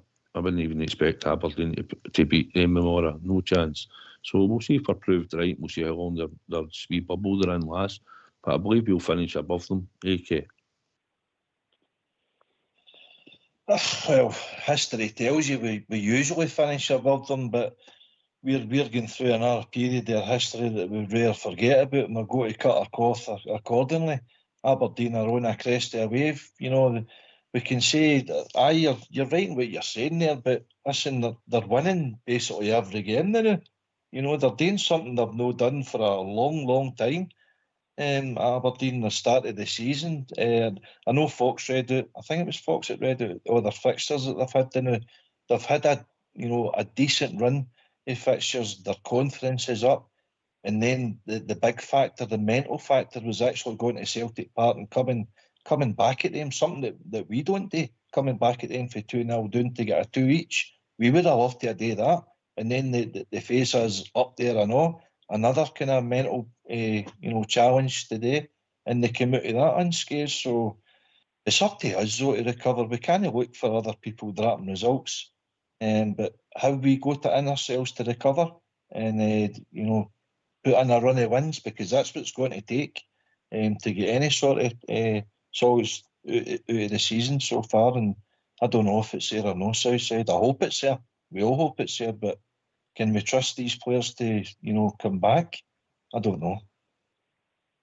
There isn't an appetite for it, Billy, and then I'll come to Bob J. There's first time in a long time I've known Rangers are playing in a semi-final, and there's a general sale. You get an email in saying I could probably purchase 2 or 4 tickets if I wanted through the MyJail scheme. So there's a lot of support. A lot of your supporters out there are not going to be going on Sunday, Billy. Well, there's only one reason for that, isn't it? Either product on the park that's acceptable for. You're quiet, Billy. Your sound's away, Billy, at the moment. You want to check it? Just talk and I'll be able to tell you. Hear me now? No, it sounds as if you're a bit further away from the mic or something. Nothing, mate. Put your speaker on, Billy. You're just dead quiet, pal. You hang with your speaker. On you go, Billy, talking now. I just think that the standard, the football in the park that we're watching now, that's why the fans are no snapping up these tickets to go to all these games. Because if we were playing good football, and we were doing the business, people would be climbing over the tappy one hour to get tickets. That's the reason for it, you know. So I think the supporters are actually, they're supporting with their feet at the moment, and everybody's entitled to that, their opinion. We know the standards of Glasgow Rangers. We know what success means at Glasgow Rangers. We know what trophies are all about, because that's been the foundations of our club since we founded. You know, so we need to start improving on the park. And all I can say is that if the Rangers fans or supporters, whatever you want to call them, we just need to try and stick together. And I know it's hard, guys. And to all the Rangers, all the teddy bears and wee bearettes out there, I know it's hard, and I know we're all frustrated, but we just need to try and stick together on this one, because if we don't stick together, then it'll no work.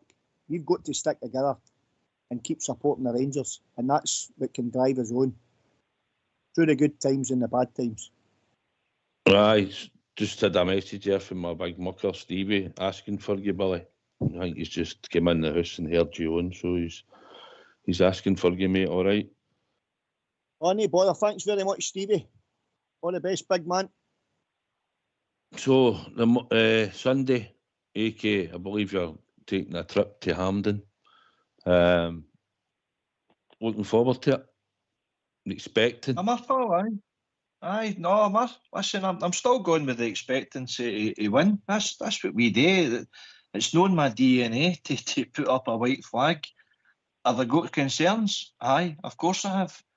But I just have, you might call it blind faith.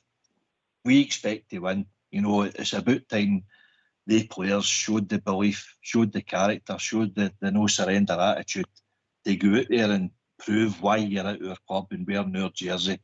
You know, and it's going to take a hard performance. Motherwell are going to come 3-5-2, I believe they usually set up. So there is that danger that we could go overwhelmed in the midfield again. But Clement's got to recognise that. The players on the park have got to recognise that. But hopefully the players show up for the support. Come on, get us to that final. You've won the trophy last year.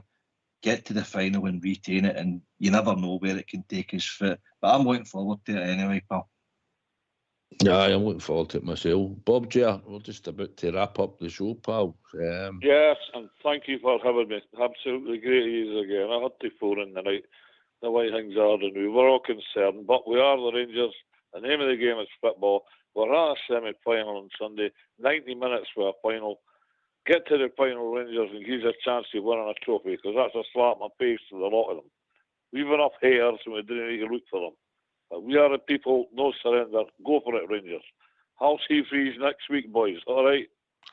All right, Bob J, I think you're away the weekend, so if you're enjoy it. I will, pal. You take care now. Right. All the best, mate. Top man, Bob. Bye-bye. Top man, pal. Well, So said, thanks for taking my call. Just to reiterate, as I first came on, thanks very much for your being to Rangers Radio for the kind words, and to all the listeners out there for the thoughts, kind thoughts of sympathy it's greatly appreciated, and it's helped my family a lot. And just looking forward to Sunday now. And listen, we're only 90 minutes away from a cup final, and let's go Rangers. Let's go and get this done and get us into a final. I'm going for a 2-0 to the Rangers on Sunday, mate. We are the people. 2-0. Aye. Well, we've got hopefully Tierney's playing, because he'd been showing a bit of form. And like I say, that's the thing I worry about at times. I'm just looking at how we're going to create up front, but I still believe we'll win, Billy. I think Dessers will start, and hopefully he'll end up. He scored more goals at Hampden. I think he scored at Ibrox, AK, so it's maybe a bonus for us. It's like going for a home before he's going for Ibrox to Hampden. No, but thanks again for your call, Billy, and your inputs tonight. Excellent. Good to hear from you again. No, great to hear you on, Billy. And no doubt I'll keep in contact throughout the week or whatever next week, and we'll speak as normal, all right, pal? But it's great to hear you on tonight, and for all your thoughts and inputs, mate. AK, final word. I enjoyed that, pal. 2 hours flew by there. Thanks for Billy and that coming in, all the other callers. Thanks to yourself, obviously, for hosting, and the techie boys in the background. And everybody that's listening. Looking forward to Sunday, mate. Come on, the Rangers. Hi, I'd like to thank John and Bob here, and especially Billy, who's took the time to phone in tonight. Billy, so I'd like to thank you, mate. AK, it's been a pleasure to do the show with you, and I'd like to thank you for helping us along tonight. I'd also like to thank Old School Blue and Fox for doing the show, and thank everybody out there who listened in this evening, and all the troops that are on the YouTube feed that are on there every night. So I'd like to thank them. So I think we're back on Sunday. I'm not sure if we are. It'll be a pre-show. I'll be on at 2 o'clock on Sunday. If no, we'll be back Monday night for 8 and 10. So as always, hopefully turn up at Hampden, see a Rangers victory, fear no foe, and as always, there's only one team, one crown. So take it away, Foxy boy.